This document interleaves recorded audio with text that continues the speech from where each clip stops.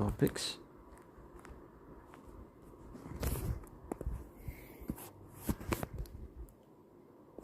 So today I'll be teaching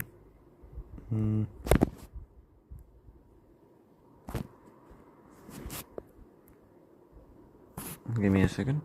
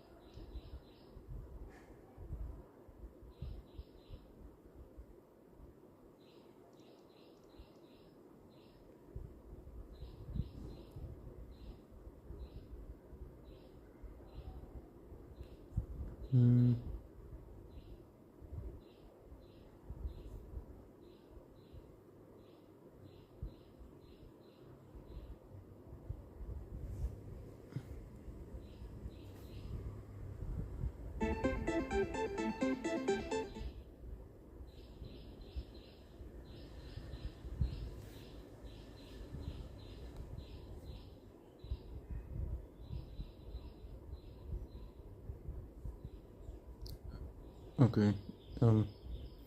I was checking some stuff and none of them seem to be working. So instead, let me do this.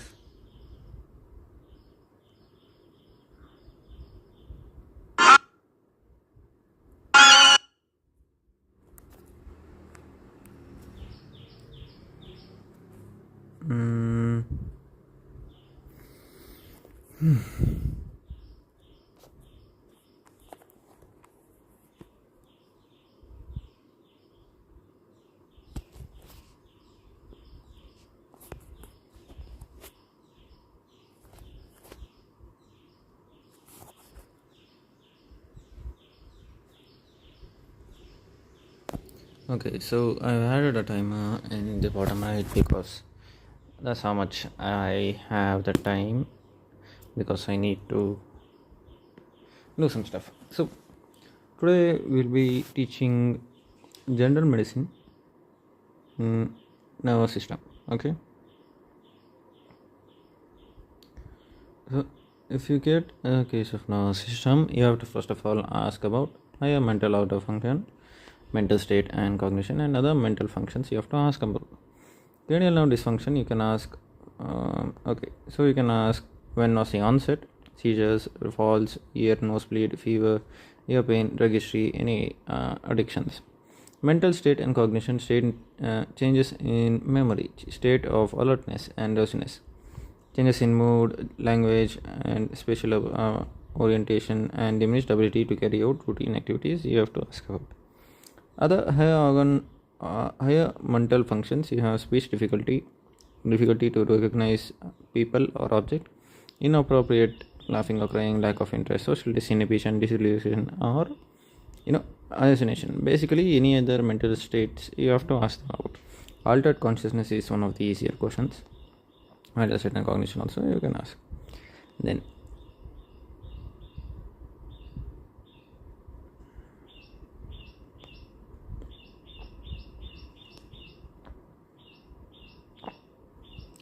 we talk about cranial nerve dysfunction, loss of vision, smell and taste, alteration in facial feeling, double vision, visual symptoms, swallowing will be the problem, speech alteration, vertigo, hoarseness, and pain and difficulty in the neck motion will be there. Dysphagia, nasal regurgitation, intonation of speech can be there. So it is a left lower motor nerve, seventh nerve palsy, for example. History of retroarticular pain and abrupt onset deviation of angle of mouth to right with slurring of speech and difficulty in left eye closure with a history of hyperacusis, like stuff like that you can mention. Motor dysfunction is, you can see, weakness. So distribution of weakness, it can be symmetrical or asymmetrical. Paresis or plagia will be there. Limbs will be involved. Ipsilateral or contralateral it may be, and pattern weakness can also be there. Example: embolic infarct of the right middle cerebral artery. History of sudden onset, complete loss of power in the upper left limb and lower limb. Weakness is maximal at onset and non-progressive, which is indicative of embolic infarct. So we also have progression, which can be acute, subacute, or chronic.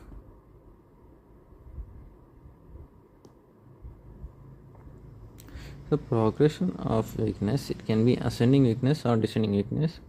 Ellsberg phenomenon may be there, variation may be there throughout the day, and limbs or muscles may be involved. So if proximal upper limb, then it is difficulty in combing hair, like reaching high places. All of them, winging of scapula can be seen. Distal, you'll have finger or wrist drop, poor hand grip, cannot lift jar, difficulty in buttoning or unbuttoning. Proximal lower limb like pelvic and thigh, you cannot raise from chair or squatting position, you'll have waddling gait. Distal upper limb like leg or foot, you have difficulty in gripping chappals, you cannot walk on heels or toes. Neck muscles, you have dropped head or broken neck. Trunk, you have inability to roll on the bed. So you have examples of Guillain-Barré syndrome, which is history of preceding GI infection followed by acute onset difficulty in waking up and all. So you'll have preceding the gastrointestinal infection. Okay. Then loss, wasting or loss of muscle work, you have it may be present or absent, and fasciculations may be present or absent. Stiffness of limbs may be there. It may be complaining as heaviness of limbs. You may have gait abnormality like a limp or a dragging foot, or scissoring or circumduction gait also may be there. Involuntary movements, you have various types, symmetrical or asymmetrical. Part of the body involved may also be different, and it may be present at rest with functional disability. Sensory dysfunction, you have numbness or loss of feeling and altered sensation, which is paresthesia, dysesthesia, and spontaneous pain. You will also have pattern of sensory loss. Cerebellar history, you'll have swaying to one side and tremors while reaching objects. Lack of coordination of activities may be there. Overshooting acts may be there, and abnormal involuntary eye movements may be there, which is oscillophagia or nystagmus. So history is suggestive of meningitis or raised ICT also may be asked. They'll have headache, neck pain, projectile vomiting, blurring of vision, seizures, and photophobia. Then history suggestive about autonomic dysfunction, you have dryness of skin, palpitations, perspiration, syncopal attacks or postural giddiness, bladder dysfunction. You may have urinary retention, loss of awareness of bladder, frequently underurgency, and urge or overflow incontinence. Then review, you have headaches, which is onset and duration of the headaches you can ask, location, severity, frequency, radiation, quality of headache, which can be dull and diffuse, and types. You may have continuous, pulsating, stabbing, sharp, throbbing, dull, and thunderclap headaches. Aggravating factors can also be asked, and triggers for headache and aggravating factors may be you can ask. Temporal association, associated with nausea, vomiting, vision changes, and precipitating factors like stress, menses, or allergens may be there. Sleep deprivation, coughing, straining, and bending forward. Associated motor or visual symptoms, you have weakness, numbness, and tingling in upper or lower extremities. You have photophobia, phonophobia. Systemic symptoms like weight loss, low energy, anorexia, neck fever and neck stiffness, head injury, migraines, effect on daily use of OC pills, and caffeine intake and smoking history. All of these predisposed to headaches. Whereas autonomic dysfunction, wait 1 second. Raised ICT, you have headache, neck pain, projectile vomiting, blurring of vision, seizures, and photophobia. Autonomic dysfunction, dryness, palpitation, perspiration, postural giddiness, and bladder dysfunction.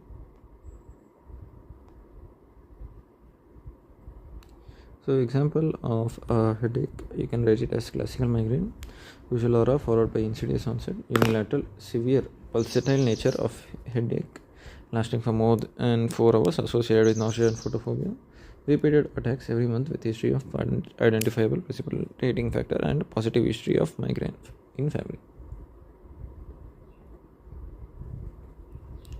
Then you can also talk about seizures, onset, duration, frequency, factors precipitating injury sustained, post-ictal symptoms like confusion after the season, confusion, associated sensory and motor and cognitive defects, muscle spasms, anatomical progress, example Jacksonian march, symptoms suggesting aura, incontinence, tongue biting, salivation, automatisms, and history of a trauma, perineal infection, drug history, history of seizure disorder, family history, and daily activities effect. So you can name it as daily tonic-clonic seizures, absent, abrupt onset, chronic contracture of muscle associated with tongue biting, urinary incontinence. Patient generally regain consciousness within few minutes with post-ictal confusion and headache. You can also ask about normal past history. This is normal. Of this you have to ask. Family history, 3-generation pedigree chart. Personal history, you have bowel, bladder and all. This is also normal. Then menstrual and obstetric history, you generally do not ask in this thing,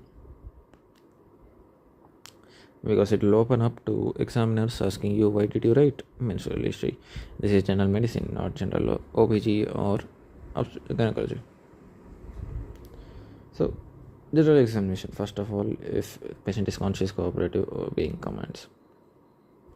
Oriented to time, place and person, you write the height, weight and BMI grading. Vitals you have to check.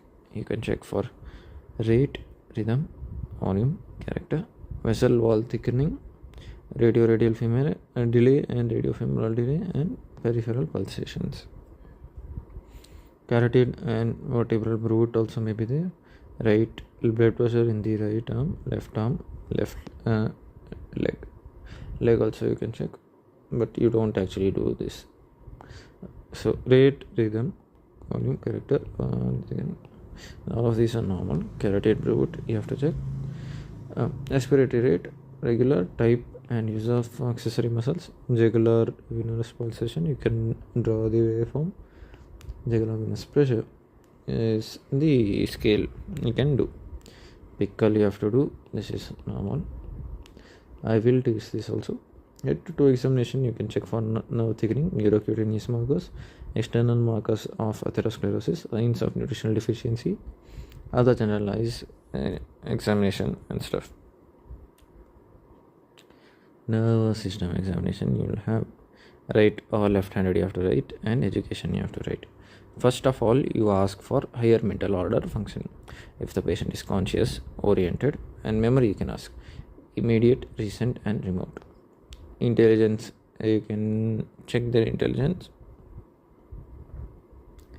I think you can provide IQ test. Mood or emotion, you can check. Concentration and calculation is subtracting 7 from 1100. Speech, if they're having a spontaneous speech. Fluency, repetition. Reading, writing, naming objects, phonation, aphasia, and these are 3. All of them you have to check. You also have upper axis, which may be present or absent. Hemi neglect, which may be present or absent, or hallucination and delusions. So upper axis, one second.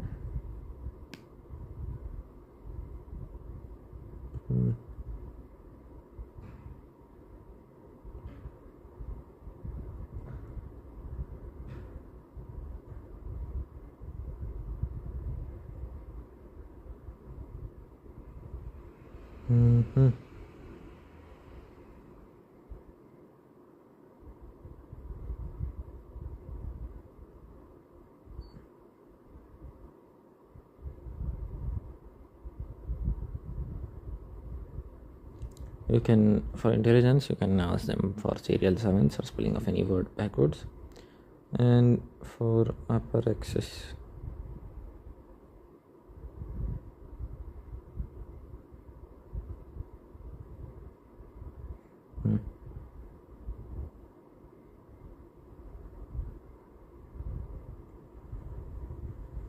aparaxia, which is inability to carry out a function, they cannot carry out a function. That is upper axis.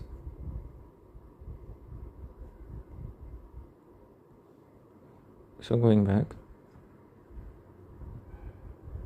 they may not be able to carry out a function. They may have heavy neglect. They may also have hallucinations and delusions. Then you have to test for cranial nerves. Olfactory nerve, first of all, sense of smell. Both eyes shut and check on nostril. You have to do it. Optic, you can do a visual acuity test, Jaeger's chart or Snellen's chart, moving the hands from H or X. Visual fields, you can do confrontation method or menace reflex, deflects any mention defects if there is any. Color, Ishihara's chart, and fundus also you can do funduscopy. Oculometer and trochlear, if you check for any ptosis, eyelids. Eyeball at rest, you check for any diplopia. Extraorbital movements, you can do, you have to check for pupil and direct right reflex, indirect, and accommodation reflex. All of them you have to do. Nystagmus you have to check, and you can do the H or plus. You can do this unilocular, one eye, and binocular. You can do both eyes. At the same time, you check for nystagmus. Trigeminal nerve, you can ask them for sensory, motor, or reflexes in cases of touch, pain, and temperature. Motor like jaw deviation, hollow above zygoma, clenching teeth, open mouth against resistance, and side-to-side movement of the jaw. Everything involving jaw. Touch, pain, and temperature in the area around the jawline, cheek, and forehead. Trigeminal area, and those three areas are there. Jaw deviation, hollowing, clenching open mouth. Reflexes, corneal reflex if it's present, and jaw jerk if it's present or absent. Okay, you have to write in the exam also like this itself. Facial nerve, you have motor and sensory. Motor is of course 2/3, anterior 2/3 of the taste. You provide salt or something like that. And frontalis, orbicularis, oculi, buccinator, orbicularis, platysma. All of them you can do. Raising the eyebrows, shutting the eyes tight. 1 second.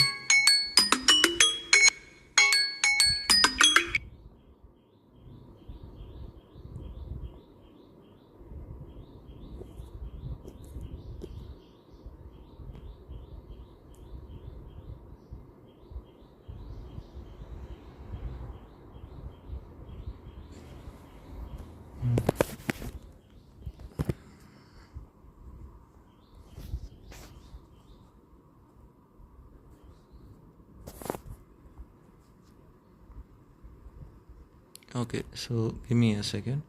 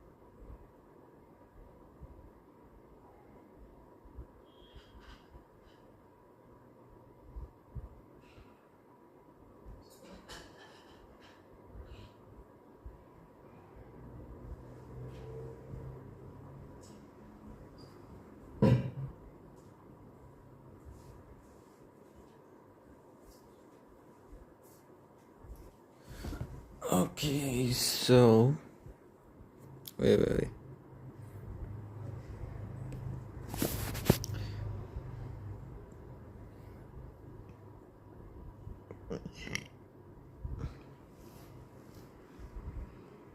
So yeah, lacrimation you can check.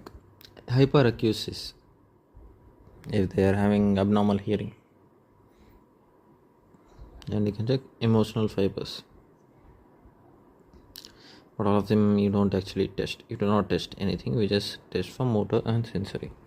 They both are very easy to test. Vestibular cochlea, you can do Renes test, Weber's test, and calorie test. Our calorie test is not possible, so we don't recommend it.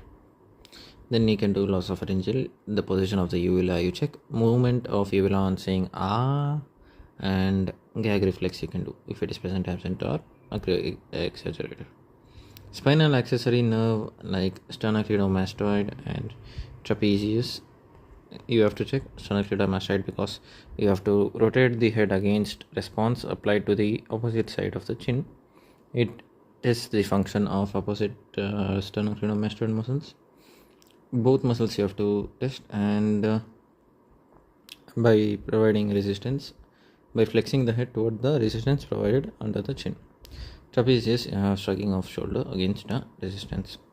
Hyperglossal nerve, you have inspection you can do, and you have palpation. Inspection, you can check the tone of the size of the tongue, symmetry or evasion, fasciculation on protrusion, deviation to one side, tremors. Palpation, you can check the tone, power, and speech by, actually I don't know how, I think just by holding the tongue maybe, which is kind of weird. Motor system examination you have to do next. Attitude, if their limbs are flexed or extended, all of the joints you have to mention.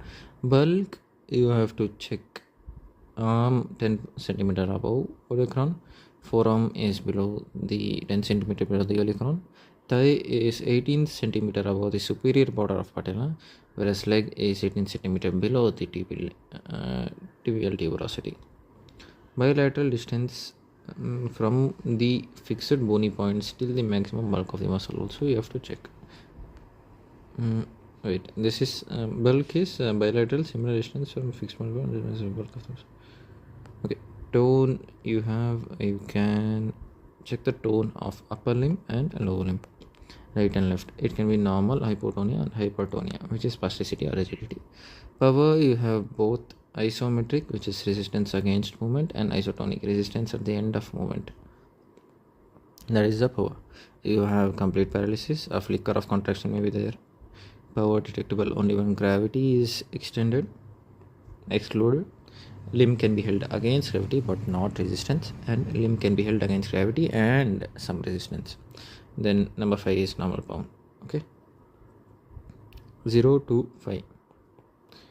0 is complete, flicker of contraction, only gravity is excluded, against gravity but not resistance, against gravity some resistance, and normal power. Then every single muscle you have to check, neck flexors extensors, shoulder abduction adduction, flexor extension, elbow flexion extension, wrist flexion extension, hand grip, small muscles of the hands. Trunk elevation of head, Beer-Hoover sign, abdominal binding, intercostal binding, hip flexors extension, abductor extensor, adductors, same as shoulder. Knee flexion elevation and ankle plantar flexion, dorsiflexion, and small muscles of foot, usually finish. Then you have reflexes. You have corneal reflexes, which is cranial nerve 5 and 7. Abdominal reflexes from T6 to T9. Mid-abdominal T9 to T11. Hypogastric from T11 to L1. Cremasteric reflex, you have anal reflex also, you have S2 and S3. Plantar, you have reflexogenic zone and afferent nerve, tibial nerve you have, and SC segments L4, L5, S1, S2. All of them you can check the reflexes. Chaddocks you have, which is a lateral aspect of the foot from below up. None of this you don't actually remember, to be honest. It's very difficult to do. But I think this is alternative Babinski signs. which we will talk about in the next. Then you can do deep tendon reflex, jaw jerks, biceps, supinator reflex. 1 second.